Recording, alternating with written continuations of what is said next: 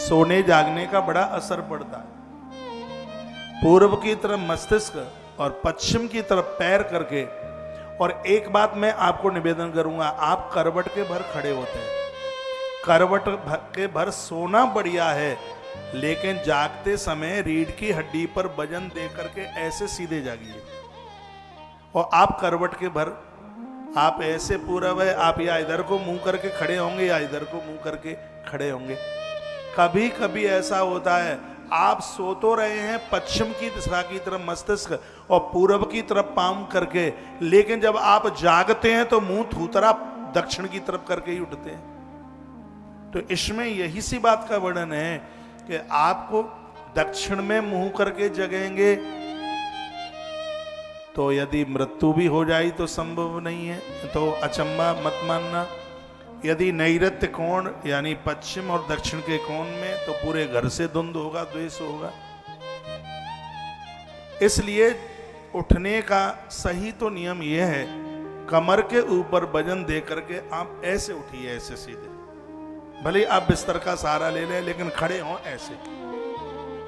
यानी जागते समय जिन जिन दिशाओं की बात कही जा रही है, कौन सी दिशाएं देखने के लायक हैं, कौन सी नहीं है, इस बात का ध्यान रखें। एक बात का मैं निवेदन करूंगा कि प्रातः है जब आप सोते हैं तो बाईं करवट से सोइए, इससे आपका स्वास्थ्य बहुत बढ़िया रहेगा। बाईं करवट इसे कहते हैं। बाईं करवट के साथ में आप सो। कुछ बातें ऐसी हैं मुझे यहां से बोलने में भी ठीक नहीं लगता। पूजा में बैठने पर, धर्म सत्कर्म करने पर पत्नी का जो स्थान है वो दाईं तरफ होता है, उसे पूजा में दाईं तरफ ही बैठना चाहिए। और जब वो कहीं यात्रा करते हैं पति और पत्नी, उस समय पत्नी का जो स्थान है वो बाईं तरफ होना चाहिए। सोते समय भी पत्नी का स्थान है वो बाईं तरफ होना चाहिए। अब आप बताइए, हमारे भारत में जो गाड़ियों की स्टीयरिंग है वो किधर है? वो दाहिनी तरफ है। जब पति गाड़ी चलाता है तो पत्नी इधर बैठती है, तो वो एक धर्म का पालन होता है। लेकिन उनके लिए मैं क्या कहूं, जो माताएं गाड़ियां चलाती हैं और उसका आदमी उधर बगल में बैठता है, मैं तो कहूंगा कि घरवाली जिस समय गाड़ी चला रही हो उस समय आप गाड़ी में बिल्कुल मत बैठिए। मेरी बात मान लो, फायदे में रहोगे।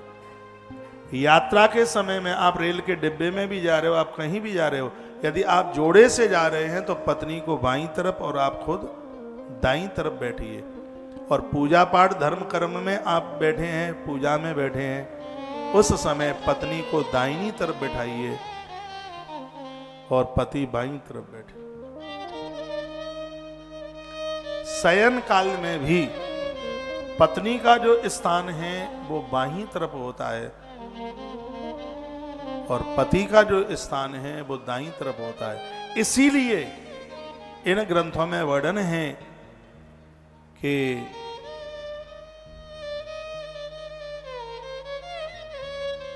बाईं करवट को सोने से हृदय तंत्र बड़ा मजबूत होता है। दिमाग दो प्रकार का है, एक लेफ्ट और एक राइट। जिन लोगों का दाहिना दिमाग चलता है वो लोग भजनानंदी होते हैं,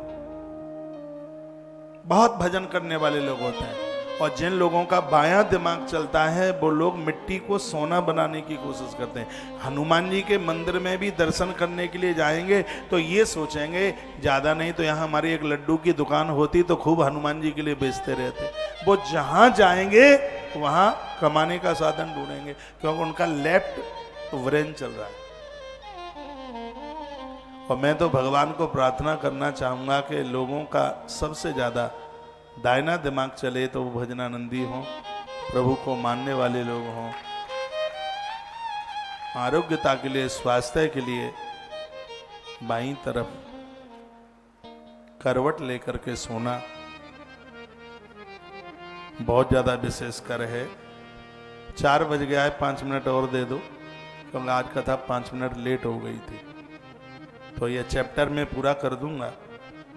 तो लिखा है भाग्यम तथैव च, पश्चिम की तरफ मुंह करके आप खड़े होंगे तो आपका भाग्य खुलेगा।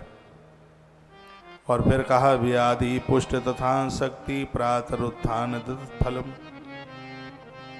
फिर कह दिया वायव्य की तरफ, वायव्य कोण की तरफ मुख करके आप उठेंगे तो व्याधि बीमारियां लग जाएंगी। दो शब्द हैं, एक है आदि और एक है व्याधि। आदि व्याधि किसे कहते हैं? जो बाहर की बीमारियां उसको व्याधि कहते हैं, जो अंदर की बीमारियां हैं उनको आदि कहते हैं। मन लगता नहीं है, दिमाग टेंशन में है, सोचते इतना ज़्यादा हम मर जाएंगे तो बच्चों का क्या होगा। अरे मर के तो देख लो, बच्चों का तो जो होगा सो देखा जाएगा।